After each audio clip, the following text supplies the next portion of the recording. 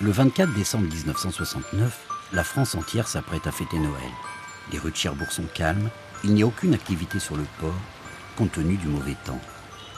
Pourtant, dans l'ombre, des dizaines de gens convergent vers le port et embarquent en toute discrétion sur 5 navires flambant neufs. À 1h du matin, les 20 moteurs des 5 vedettes sont mis en marche et rompent le silence dans le port normand pour 1 heure plus tard, quitter un par un le quai, direction Haïfa, en Israël. L'affaire des vedettes de Cherbourg a commencé.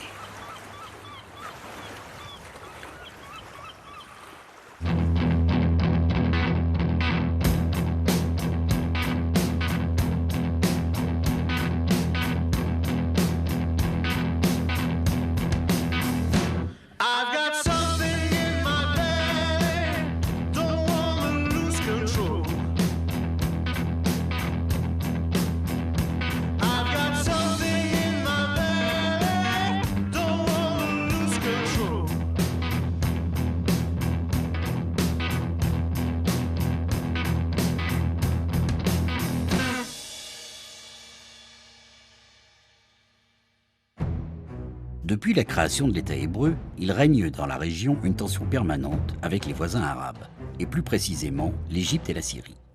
La situation peut dégénérer à tout moment. 2 conflits ont déjà eu lieu en 1948 et en 1956, et il est clair que ce n'est pas fini. Israël sait qu'elle doit renforcer ses armées par tous les moyens pour faire face aux dangers. Alors, au début des années 1960, la marine israélienne est indéniablement le parent pauvre des forces armées israéliennes, qui absorbe globalement 5% du budget de la défense de l'époque, sachant que ce qui est privilégié à l'époque, c'est bien évidemment et l'aviation et l'armée de terre, et notamment le corps des blindés. On va dire avant la guerre des 6 jours de juin 1967, le rapport de force est évidemment très défavorable à la marine israélienne. C'est-à-dire que vous avez une marine égyptienne qui, au moins théoriquement sur le papier, est surpuissante par rapport à la marine israélienne. Et donc, la marine égyptienne, finalement, est censée dominer, dominer les approches maritimes, enfin en tout cas la Méditerranée orientale et la mer Rouge. Les marines arabes, soutenues par l'URSS, bénéficient des nouveaux missiles soviétiques Mer-Mer. Israël, pour combler son retard, passe alors une commande de vedette à la République fédérale allemande, qui lui vend déjà des armes secrètement. Mais celle-ci décline l'offre, le secret étant éventé par la presse. Depuis sa création, l'État d'Israël bénéficie d'excellentes relations avec la France. On se souvient de la guerre de Suez menée conjointement, de même que la France vend déjà des Mirage et des hélicoptères Frelon à Israël. Aussi, les Israéliens récupèrent les plans et se tournent naturellement vers leur allié de toujours. En 1965, Mok Alimon, qui était amiral de la marine et était directeur de la mission d'achat d'Israël en France depuis le début des années 60, son mission principale était d'acquérir plutôt des avions pour l'armée israélienne. Mais en 1965, il n'oublie pas qu'il vient de la marine, il y a une occasion qui se présente pour construire de vedettes missiles en France. Et ça tombe bien parce que les Israéliens connaissent les relations, les bonnes relations que Félix Amiot, donc le PDG des chantiers mécaniques de Normandie, entretient avec le pouvoir. Et donc, les Israéliens vont dire construisez-nous des plateformes, c'est-à-dire des vedettes rapides, et nous les équiperons en armement dessus. Ce qui veut dire que l'honneur est sauf pour tout le monde. On sait que la France a une politique différente à partir donc, du début des années 60, puisque là on est en 65. Et en 65, le général de Gaulle a déjà changé de cap, c'est-à-dire qu'il a déjà pris la décision stratégique d'avoir une grande politique arabe de la France et de se détourner progressivement d'Israël. Maintenant, ça ne se fait pas d'aujourd'hui au lendemain, ça prend 3 ans et au premier moment, le général de Gaulle pense qu'il pourra continuer à avoir les relations entre la France et Israël et en même temps renouveler ces relations entre la France et les pays arabes. En 1965, la commande est officialisée et confiée aux constructions mécaniques de Normandie, basées à Cherbourg. Cherbourg est avant tout un port et une ville arsenal avec une forte activité de construction navale publique et privée. Fondés en 1946 par Félix Amiot, un industriel cherbourgeois, les CMN sont spécialisés dans la construction de navires de faible tonnage en bois ou en acier. Aussitôt le contrat signé, l'amiral Mordechai Limon débarque à Cherbourg accompagné d'ingénieurs et d'officiers de la marine israélienne, afin de superviser la fabrication des bateaux. Après avoir cherché différentes solutions, mon père a rencontré en France un monsieur qui s'appelait Félix Amiot, qui était un grand ingénieur et qui avait créé un chantier naval à Cherbourg. Ceux-ci s'installent durablement à Cherbourg, accompagnés de leur famille et s'intègrent à la vie locale. Je ne les ai pas vus arriver parce que moi je travaillais à l'époque dans l'atelier moteur à l'Hôtel Atlantique, hein, mais je les voyais assez fréquemment et ça m'arrivait, comme tous les employés du chantier, de les côtoyer. Bon, c'était des gens qui étaient aimables, qui étaient gentils. On avait de très bonnes relations avec ces gens-là. Hein. Les CMN planchent sur les plans allemands, les revisitent et les achèvent selon les desiderata de la marine israélienne. Celle-ci veut le meilleur pour ses navires en termes d'équipement et de performance. Ils contrôlaient, ils surveillaient, ils posaient beaucoup de questions, ils étaient très curieux des techniques, et ils voulaient vraiment le meilleur matériel, les meilleurs équipements. Donc tous les équipements qui ont été achetés pour mettre sur ces bateaux-là ont été achetés de par le monde, là où ça se faisait le meilleur. En 1966, Israël décide de doubler la commande, la portant à 12 navires à fournir avant 1970. Israël voit une occasion unique d'assurer sa sécurité maritime durablement. Il y a eu quelques problèmes de mise au point. Je me souviens principalement des problèmes sur les hélices, les problèmes de cavitation sur les hélices. Et le bateau était lancé du slip de lancement. Il partait faire une tournée en mer 5-6 heures. Il rentrait, les hélices étaient bonnes à changer. Et c'est M. Amiot qui a cherché et trouvé la solution. Il voulait des bateaux vraiment très performants, plus performants que les autres. Donc, pour avoir un bateau performant, il faut qu'il soit léger. Donc, au lieu de faire un bateau qui pèse environ 220-230 tonnes, on a fait des bateaux qui faisaient que 180 tonnes. Donc il a fallu rogner sur la matière, donc sur l'épaisseur des tôles. En avril 1967, l'ambassadeur israélien et le chef de la marine israélienne débarquent à Cherbourg pour la mise à l'eau de la première vedette, et c'est en grande pompe qu'on organise l'événement. Au CMN, ce n'est pas un lancement, c'est ce qu'on appelle une mise à l'eau, c'est-à-dire que le bateau descend lentement sur un chariot, hein, mais ce qui est assez particulier aussi de la technique des CMN, c'est que le bateau part par ses propres moyens.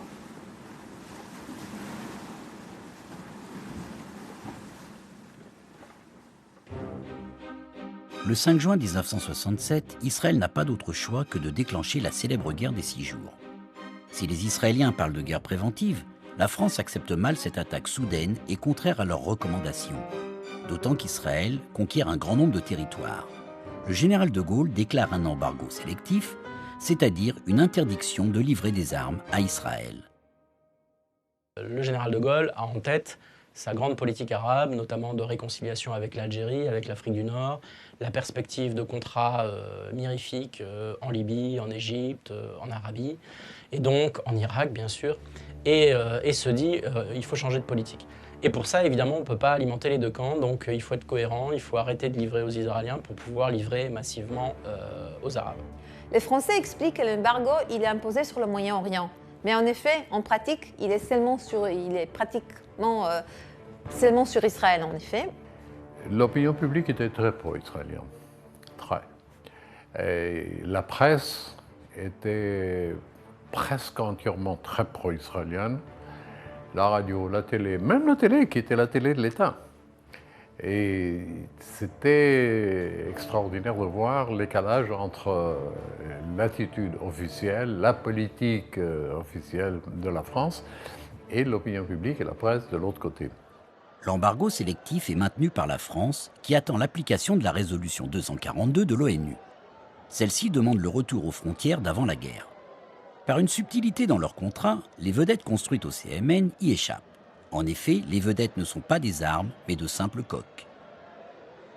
Et le général de Gaulle, qui est blessé dans son amour-propre parce qu'Israël n'a pas écouté, n'est pas tiré la première, il dit même à Georges Pompidou ils ne m'ont pas écouté. Il vient ajouter l'huile sur le feu avec sa fameuse conférence de presse de novembre 67, en disant sur les Juifs, c'est un peuple d'élite, sûr de lui-même, etc., qui est interprété comme une phrase antisémite, comme il y a plein d'interprétations. Ainsi, la construction se poursuit normalement à Cherbourg. Depuis avril 1967, une vedette sort toutes les 8 semaines des ateliers des CMN, qui accueillent en parallèle l'équipage pour le former lors des phases d'essai. Les Israéliens sont hébergés par leurs homologues français à l'Arsenal, qui contrôle aussi la qualité de fabrication. À la fin de l'année 1968, 7 vedettes ont été mises à l'eau, 5 ont été livrées en Israël et les 6e et 7e effectuent leurs essais en mer à Cherbourg. Mais un enchaînement d'événements va venir compliquer la situation. Là, on arrive au deuxième embargo qui est imposé par le général de Gaulle en 1969 en raison de l'attaque de l'armée israélienne sur l'aéroport de Beyrouth en Liban. Et là, le général de Gaulle dit c'est pas possible. Liban, qui est un pays français à ses yeux, est attaqué par l'armée israélienne par des hélicoptères français. Là, il dit c'est pas possible. Et on décrète le deuxième embargo qui est aussi sur les pièces d'échange. L'embargo devient alors total. Rien ne doit plus être livré à Israël.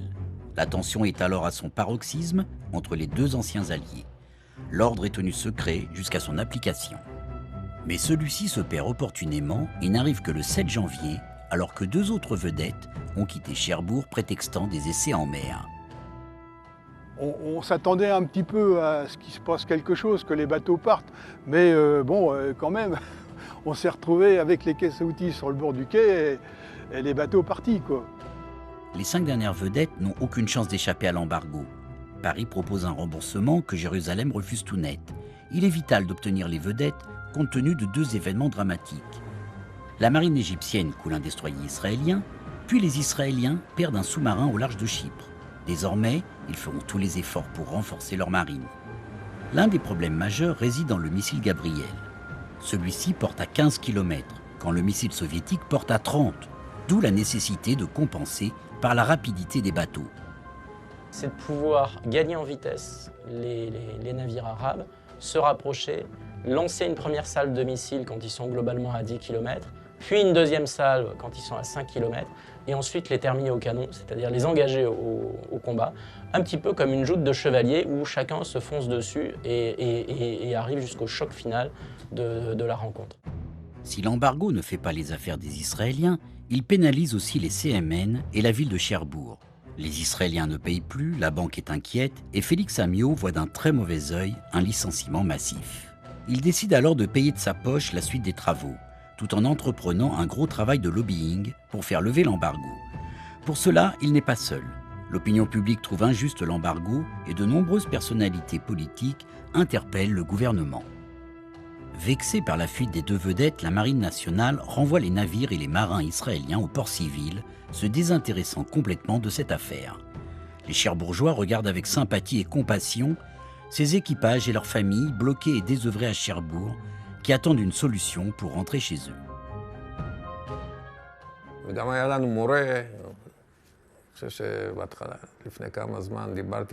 On avait un prof, il était journaliste au Daily Mail. Il nous apprenait le français, à moi et à Vanna. Vanna, c'était pour parler avec ses petites amies, mais moi, c'était plus pour savoir parler un peu. Bien sûr, on ne faisait pas vraiment nos devoirs. Il nous a appelés les 2 courageux. On a convenu avec lui la prochaine leçon, mais bien sûr, on a disparu. J'espère qu'on ne lui doit pas d'argent. Le directeur adjoint des chantiers Amiot m'avait sollicité pour donner des cours particuliers donc aux officiers israéliens qui étaient en séjour là à Cherbourg. Donc ils étaient quand même très nombreux, ce qui n'était pas évident, mais enfin certains officiers israéliens parlaient au moins 5-6 langues. Donc pour le français, c'était aussi surtout pour la famille, les enfants et même leurs épouses. Le rapport avec les Français, je ne me souviens de rien de négatif. C'était très sympa, cordial. On était très bien reçus dans les restaurants, les magasins, chez les voisins aussi. Je ne me souviens absolument d'aucun incident ou de quelque chose de mal. C'était parfait. Il faut noter qu'à cette époque, nous étions en civil et non pas en uniforme.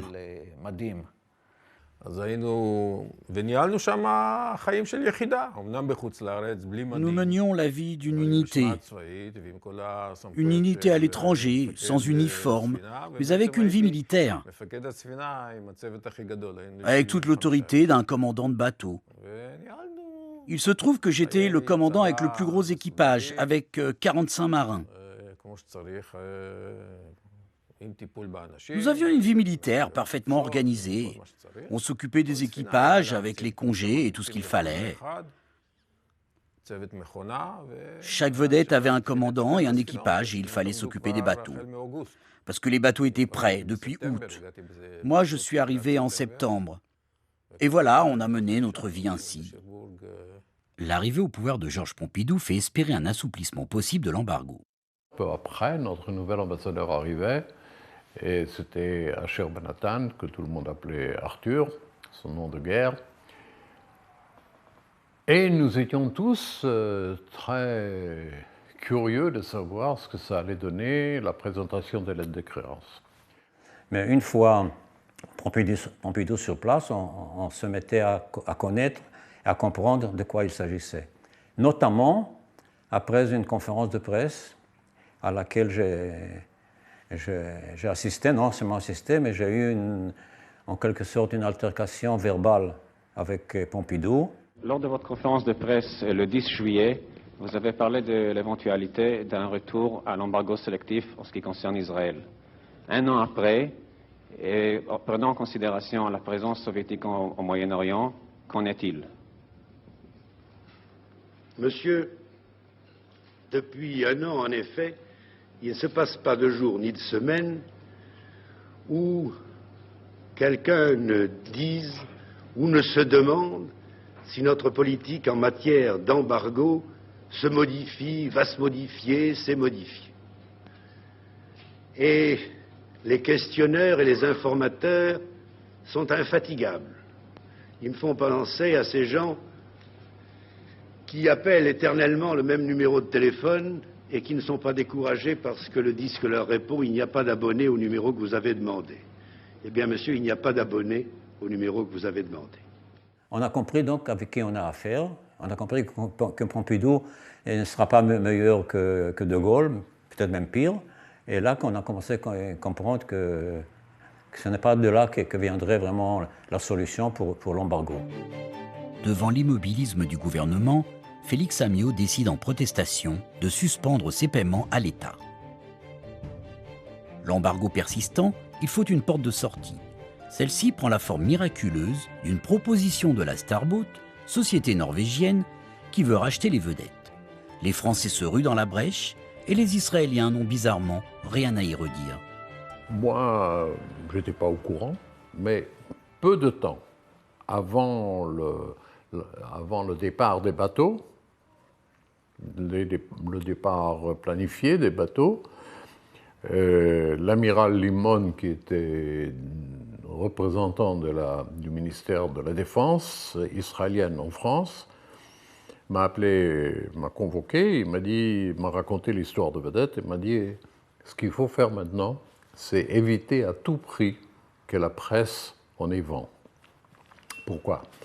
Parce que notre projet, m'a-t-il dit, était que les vedettes quittent sous une fausse identité, quittent Cherbourg, et une fois qu'ils arrivent à la Méditerranée, c'est-à-dire une fois qu'ils ont dépassé Gibraltar, on peut les divulguer. Il reste maintenant à l'amiral Limon d'organiser le départ des navires qui ne peut avoir lieu avant la fin décembre et la mise à l'eau de la dernière vedette.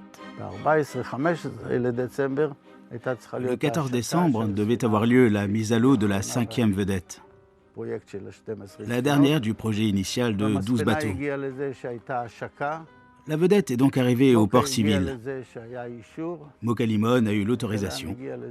Voilà, toutes les conditions étaient réunies. Les équipages étaient prêts. Ils entretenaient les bateaux de manière à ce qu'ils soient prêts à naviguer. Il ne restait plus qu'à larguer les amarres et naviguer. Ce que nous avons oublié, c'est ce qui est arrivé un mois plus tôt. Un mois plus tôt, il y avait un grand événement à Cherbourg. La France avait inauguré le deuxième sous-marin atomique français. Après la cérémonie, il devait rester encore un peu, Debray devait rester encore un peu à Cherbourg pour quelques conversations politiques qu'il avait sur place, et les journalistes devaient attendre pour que le train spécial retourne à Paris, et ils se sont promenés dans la ville en attendant. Il y a un journaliste anglais qui est arrivé au port, comme ça, en se promenant, sans rien chercher de spécial. Et il a vu une rangée de bateaux de guerre, comme ça, liés les uns aux autres. Alors il est rentré chez lui et il m'a appelé comme porte-parole de l'ambassade. Simplement, il m'a dit, vous avez des bateaux? Et j'ai vu, mais c'est quoi ces bateaux-là? Pourquoi sont-ils là? Pourquoi sont-ils toujours là? Ah, qu'est-ce que je dis? Je dis ce qu'on m'a dit de dire, que ces bateaux-là ne nous appartenaient plus, que nous les avons vendus. C'est vrai que c'était nos bateaux à l'origine, c'est nous qui les avons commandés, mais nous les avons vendus. À qui? Au Panama. Bon, vous avez vendu au Panama, alors pourquoi sont-ils toujours là? Ça, il faut demander au Panama. Je n'en sais rien. Le lendemain, ce journaliste anglais, dans son journal en Angleterre, a effectivement écrit un petit rapport, c'était pas énorme, en disant « Histoire bizarre, tel bateau vendu au Panama, pourquoi le Panama a-t-il besoin de bateaux de guerre aussi ultramodernes ?» et tout ça et tout ça. Et tout ça semble être bizarre. L'article ne fait pas de vagues, mais attire l'attention du contre-espionnage français qui demande une note sur le sujet au RG de Cherbourg. Elle est émise le 20 décembre, mais disparaît en dessous d'une pile de dossiers.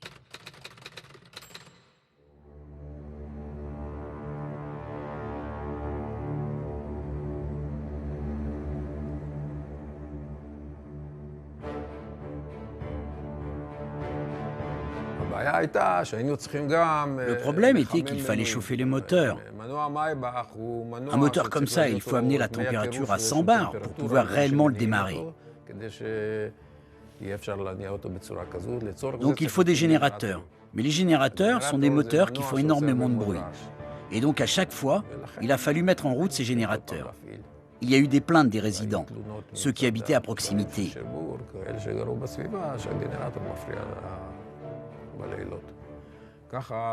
En général, nous ne naviguions pas de manière régulière, mais quand 5 bateaux sont sur le quai et chauffent les moteurs...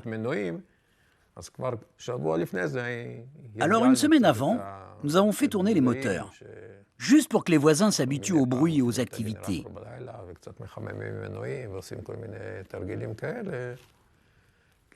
Ainsi, le 24 décembre, quand nous mettrons en marche les moteurs quelques heures avant, il n'y aura aucun problème.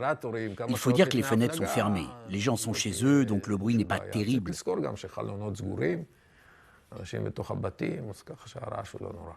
Ils étaient dans la darse transatlantique, juste en face, il y a des habitations. Donc les gens étaient habitués à entendre ces bateaux qui rentraient, qui sortaient, qui allaient faire des essais. Et bon, quelquefois, ils démarraient les moteurs le soir. Donc ils étaient habitués à ce bruit. Donc il fallait maintenir un peu l'ambiance, quoi, pour faire croire qu'ils allaient pas partir. Un peu avant le départ, une dizaine de jours avant, Moshe Tabak m'a confié une mission, celle de remplir les bateaux d'essence. Un bateau comme ça contient environ 56 tonnes d'essence. C'est suffisant pour faire plus ou moins 1000 miles nautiques, à une vitesse d'environ 20-25 nœuds. On a commencé à remplir les bateaux. À chaque fois, on amenait le camion-citerne Bowser, on remplissait un bateau, puis on passait au suivant. Je suppose qu'ainsi, ça ne gênait pas trop le chantier naval. En tant que commandant de l'unité, j'étais autorisé à m'occuper de l'essence et de la sécurité des bateaux.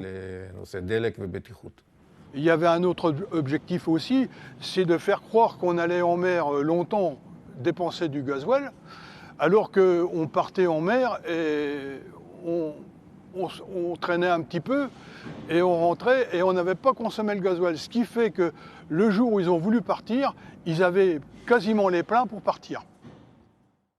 Il y a un truc dont je me souviens bien. Nous étions envoyés dans les supermarchés des environs et des différents magasins du coin.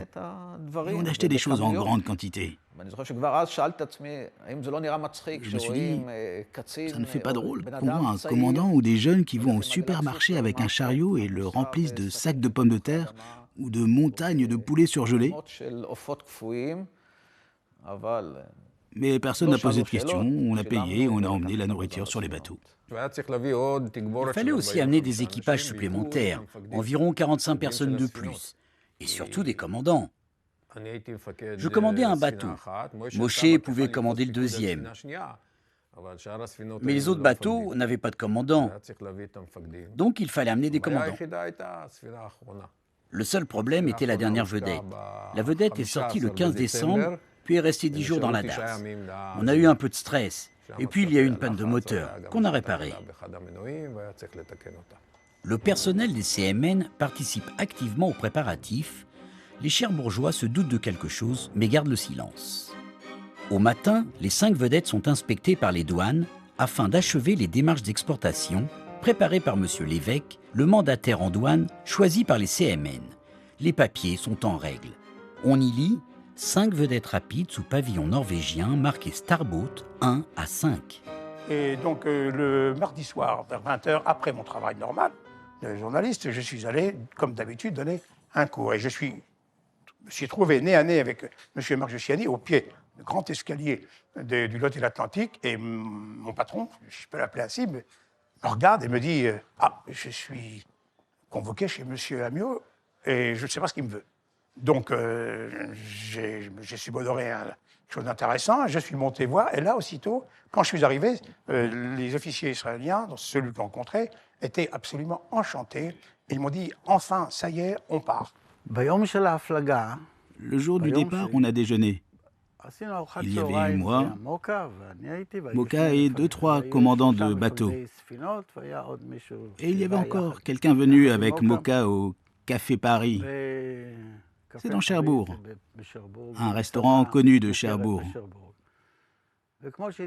On déjeunait et tout d'un coup entre Amiot. Il dit « Oh, tous les commandants sont ici ?» Il dit « Je vous invite. » Il a dit « Non, non, c'est déjà payé. Il n'y a rien à payer. » Je ne connais pas les rapports de Amiot et Moka. Ce qu'il sait, ce qu'il ne sait pas. C'était entre eux. Et il s'est assis à côté de moi. Quand j'ai vu les officiers israéliens le mardi soir, et qu'ils m'ont fait part évidemment de leur satisfaction très grande de pouvoir enfin partir, il n'a jamais été question de parler des Starboat, des compagnies norvégiennes, Panama, tout ça. Moi, c'était Haïfa, Haïfa, Haïfa, point. Et je me souviens très bien que l'un d'entre eux, le lieutenant Chavit, m'a dit « Vous venez avec nous ». Je regrette beaucoup, mais il m'a fait la proposition d'aller, je ne sais pas si ça aurait marché, mais enfin, il m'a fait la proposition de les accompagner. C'était extraordinaire. Bon, ça aurait été extraordinaire, mais enfin bon, là, je ne l'ai pas accepté pour des raisons personnelles. Donc voilà, on est prêt à partir le jour de Noël, le 24. Mais depuis 3 jours, il y a un vent d'ouest qui souffle. Et la mer est de plus en plus agitée. Et ce jour-là, à 8 h le soir, je reçois par la BBC les informations maritimes. C'est vers Gale 9. Ça veut dire que la mer est de force 9. Vraiment force 9. Avec un vent d'ouest. Le vent et les vagues vont dans le même sens. Ça veut dire qu'on a des vagues de 8 mètres. Et d'autres vagues qui viennent se casser sur les premières.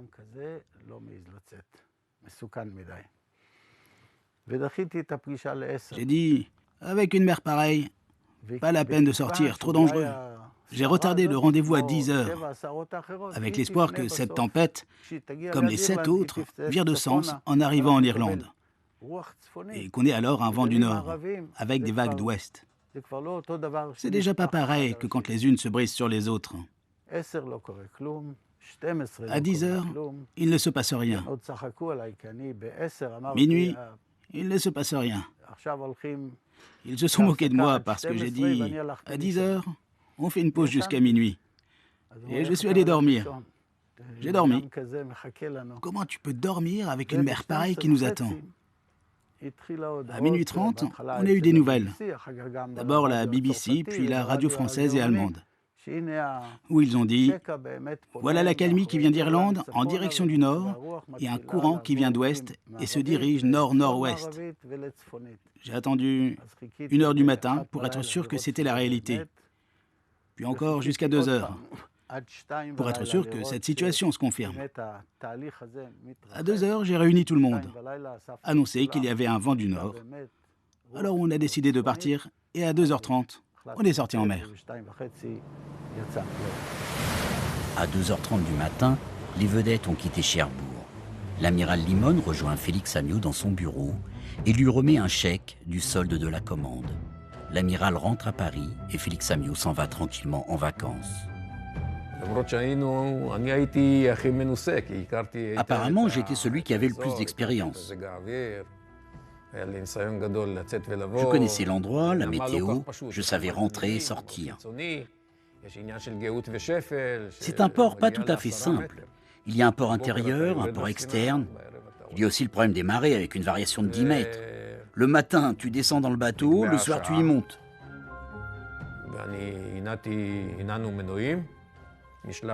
Le moment venu, on a allumé les moteurs. On est sorti. Je ne sais plus exactement les positions des bateaux. On n'a pas fait une rangée, 2 peut-être, juste pour pouvoir sortir à l'extérieur. J'ai allumé les lumières de position, des lumières d'identification, juste pour qu'on s'identifie l'un à l'autre.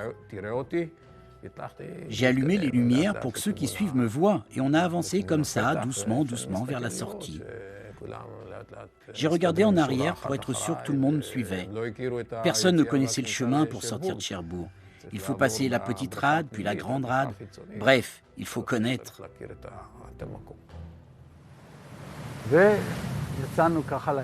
Et nous sommes sortis en pleine mer. Il y avait un silence de plomb dans le bateau. On a trouvé la mer qu'on attendait. On attendait des vagues de 8 mètres et on a eu des vagues de 8 mètres de haut. Tu te tiens sur la passerelle qui est déjà à 5 mètres de haut.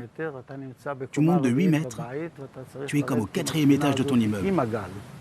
Et là, tu dois descendre avec ce bateau, avec la vague, sans te précipiter, sinon tu te retournes et la vague t'engloutit. Avec la vague, ne pas naviguer trop vite, sinon la vague se retourne derrière toi. Pas trop lentement, sinon la vague de derrière va te submerger. Il faut donc naviguer comme cela, de manière à échapper à la vague de derrière, jusqu'à ce que tu prennes la direction du sud-ouest. Nous voulions atteindre l'Espagne. Nous n'avions pas l'intention de retourner en France, et pas non plus d'aller en plein océan Atlantique. Nous sommes restés sur le pont, évidemment, les 24 premières heures, en faisant des tours de garde. Parfois, je descendais parler un peu avec Hadar, qui montait, descendait sans cesse. On se retrouvait devant les toilettes des officiers afin de vomir. Je me souviens que Hadar m'a dit « Rona, tu dois boire de l'eau ». Et j'ai bu l'eau du robinet. Et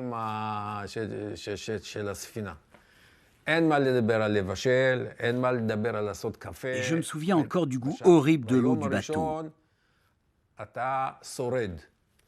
Inutile de parler de cuisiner ou bien de boire un café. Le premier jour, tu survis simplement. Tu survis. Il y a de l'eau, tu bois de l'eau. Fin de l'histoire. Personne ne bouge de l'endroit où il est. Il y a des situations où tu ne changes pas les tours de garde. Tu ne leur donnes pas la possibilité. Disons par exemple, si un mécanicien doit aller du pont à la salle des machines, non. Tu l'informes juste que celui qui est de garde reste à sa place jusqu'à nouvel ordre. Et comme ça, nous avons survécu doucement, doucement, jusqu'à ce qu'on soit moins à l'ouest, plus en direction du sud. Bien que les vagues soient encore très hautes, on s'est senti un peu mieux. Je me souviens avoir vu un phare. Au début, c'était un tout petit point dans le radar. Puis on a vu le phare du Cap Finistère, à l'extrême nord de l'Espagne. Moi, le 25 décembre, je ne vais même pas au journal puisque je suis de repos. Donc je n'ai pas allé au journal, je suis avec ma famille, tranquille, tout ça. Et en fait, c'est le 26 que je vais apprendre le départ des vedettes. Le matin du 25 décembre, les Cherbourgeois constatent la disparition des navires dans le port. Vous savez, le bateau qui est amarré à quai n'est pas attaché avec une chaîne et un cadenas. Hein. Un bateau peut partir, on ne peut pas retenir un bateau qui est à quai comme ça, surtout de nuit. Il n'y a aucun moyen, à moins d'enlever des pièces maîtresses du moteur ou du navire, on ne peut pas empêcher un bateau de partir. Oui. Autrement dit, on peut entrer dans le port de Cherbourg et en sortir comme on veut sans se faire remarquer.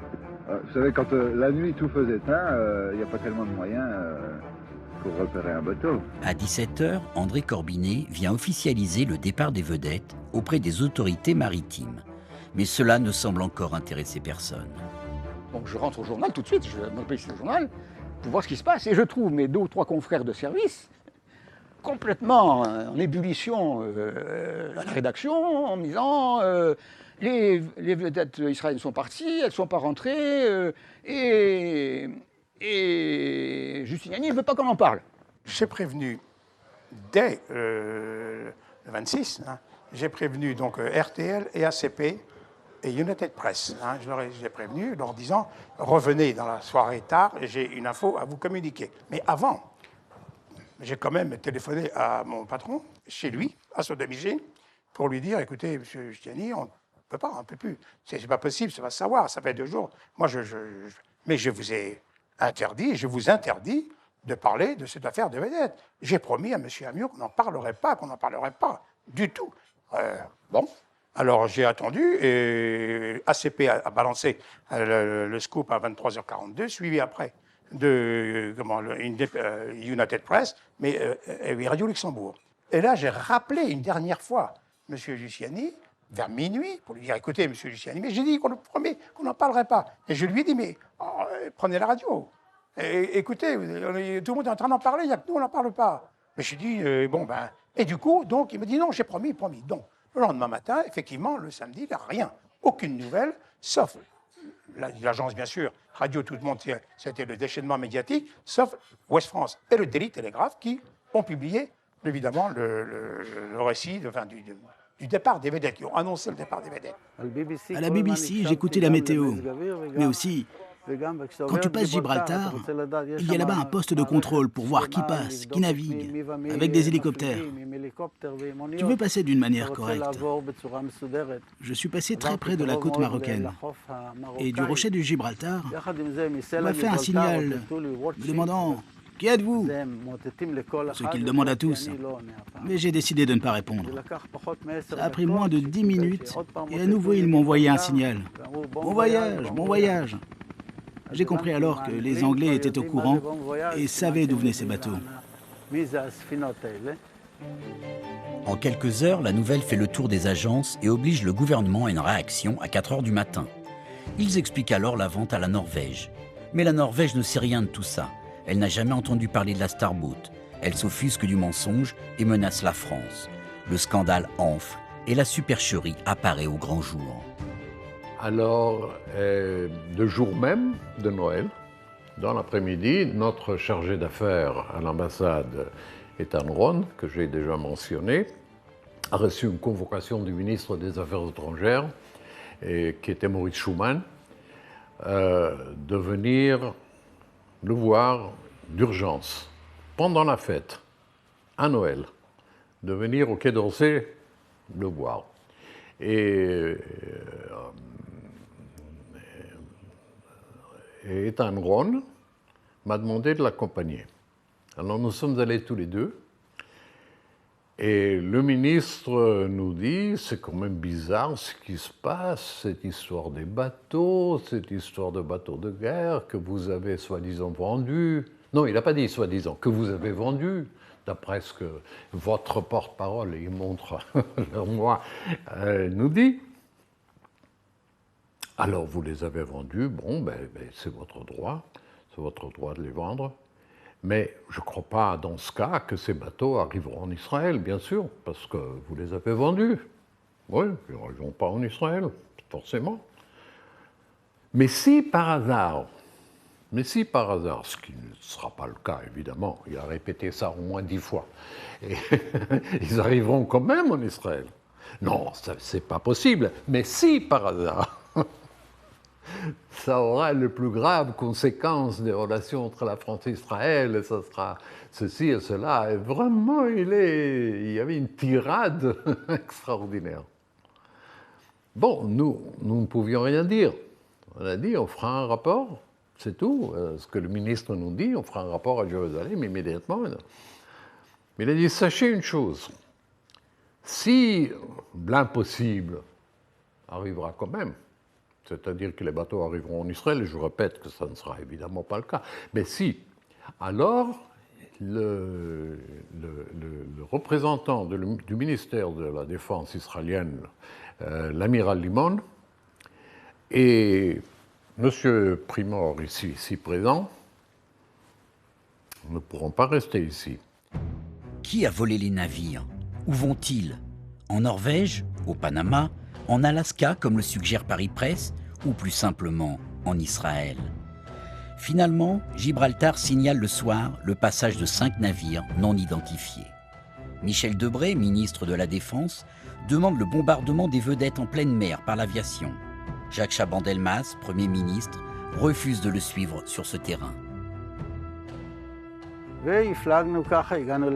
est arrivé à Gibraltar. Là, il y avait un bateau réservoir qui est venu de Haïfa pour livrer des phosphates à Roanne, une ville en France. Mais sur le chemin, il nous a ramené du gasoil. Et à côté de Gibraltar, dans une petite baie d'un port de pêche, nous avons procédé au remplissage.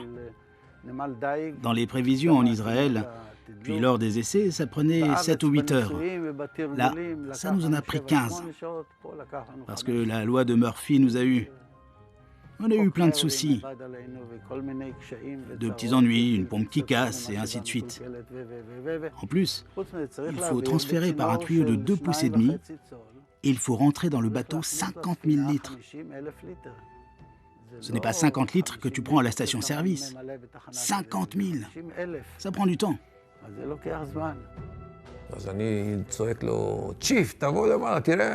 Je l'appelle, je crie « Chef, viens là-haut, regarde ce qu'il y a !» Il regarde et me dit « Merde, il y a de l'eau dans le gasoil !» On a éteint les moteurs parce qu'un moteur diesel avec de l'eau dans le gasoil, c'est juste que l'eau dans le diesel ne peut pas être compressée. C'est physique. Et les pistons sont alors mouillés. Ils ralentissent, ils se mettent en panne. Le moteur est alors hors service. Nous devions alors filtrer 50 000 tonnes, c'est-à-dire 50 000 litres. Alors, on les passe dans un réservoir, comme ça, et on commence à filtrer. Bien entendu, le gasoil descend au fond. L'eau au-dessus, ça prend du temps.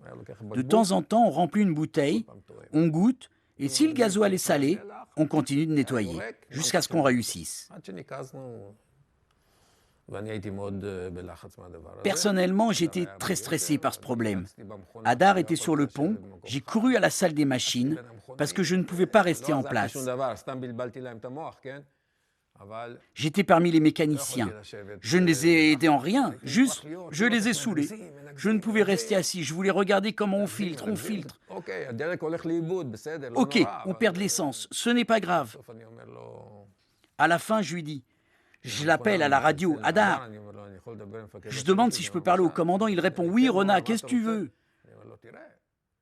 On a de l'eau dans l'essence. Qu'est-ce que tu crois qu'on doit faire? On rentre dans Gibraltar?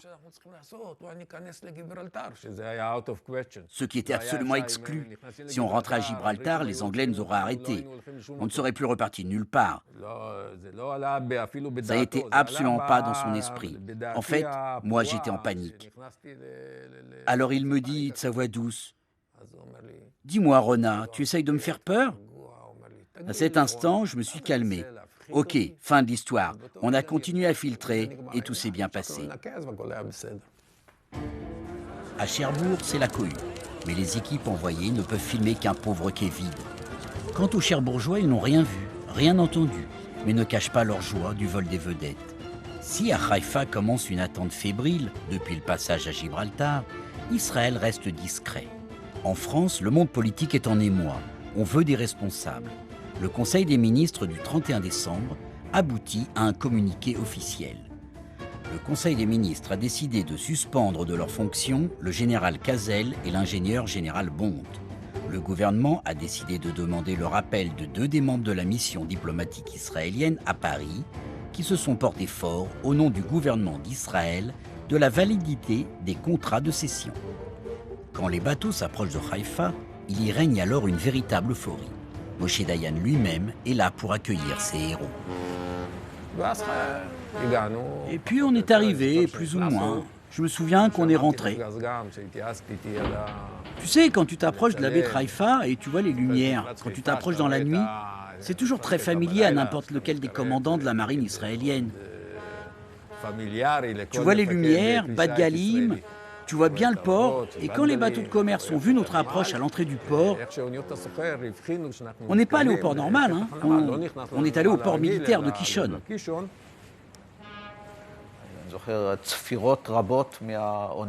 Je me souviens des nombreuses sirènes des bateaux dans le port pour nous accueillir.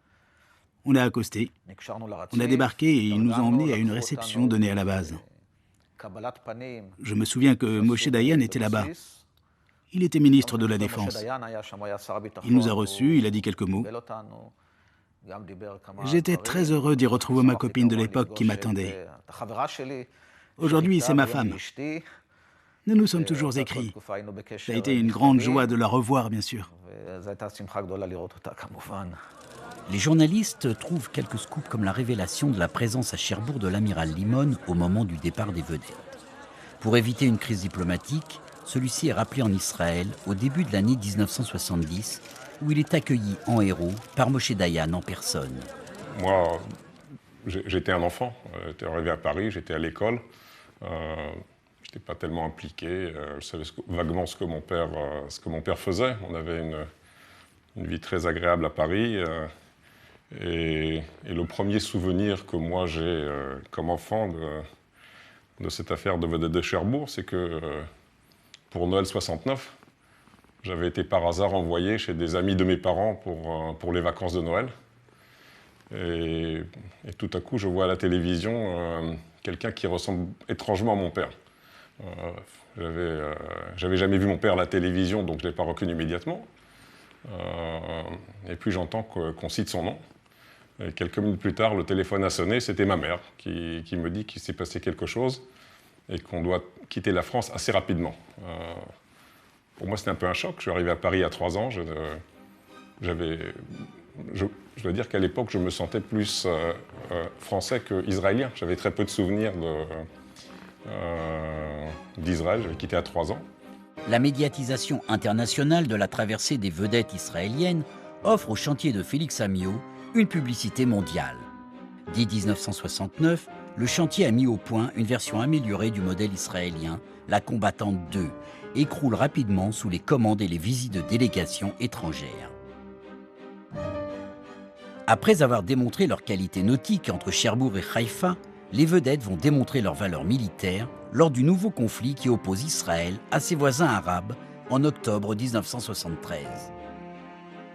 Et c'est paradoxalement la petite marine israélienne que personne n'attendait qui va faire la démonstration de sa puissance et de la valeur de son concept. C'est-à-dire qu'en 48 heures, la marine israélienne et les vedettes de Cherbourg, celles qui se sont évadées et les autres aussi qui avaient été livrées, ont été capables finalement de, non pas détruire, mais en tout cas de donner un sérieux uppercut et à la marine syrienne et à la marine égyptienne pour leur faire peur et les contraindre de rester en port et donc de gagner la suprématie maritime sur l'ensemble de la Méditerranée orientale pendant cette guerre de Kippour. Un jour, j'ai eu envie de faire un petit retour nostalgique à Cherbourg. J'ai appelé un ingénieur qui était notre contact avec le chantier. Je lui ai dit, nous venons pour un petit tour nostalgique à Cherbourg. Donc j'arrive en ferry et il est sur le quai. Il me dit alors, écoutez, on vous a préparé ici une voiture pour que vous puissiez vous promener dans les environs. Demain, vous êtes invité à un déjeuner au chantier naval avec le directeur. À part ça, on a vu que vous avez réservé une chambre à l'hôtel dans le port. On a changé la chambre pour celle que Moka avait cette nuit-là. Il y avait des fleurs, des fruits. Au déjeuner, le lendemain, il a dit « D'abord, nous avons été heureux que vous preniez les vedettes et que Paris ne se mêle pas de nos affaires avec leurs embargos. Mais surtout, après le départ des vedettes, vous nous avez fait une réputation marketing extraordinaire. » Pendant 20 ans, les vedettes de Cherbourg défendront les frontières d'Israël avant d'être peu à peu réformées à la fin des années 80. Les unes sont vendues, les autres exposées. D'autres encore servent de récifs. Mais toutes ont fait la fierté de la marine israélienne.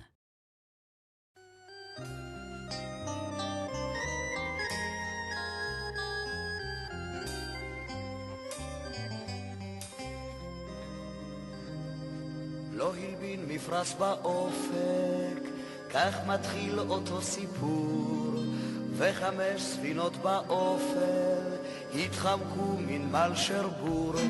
בחשאי יצאו הימה בלי לצפור ולצפצף, כי צריכות הם בפנמה בדחיפות לקדוח נפט. אז תנו להן צ'אנס לספינות משרבור, וכמו שהצליחו לצלוח, תנו להן צ'אנס, תנו להן צ'אנס, תנו להן צ'אנס לקדוח.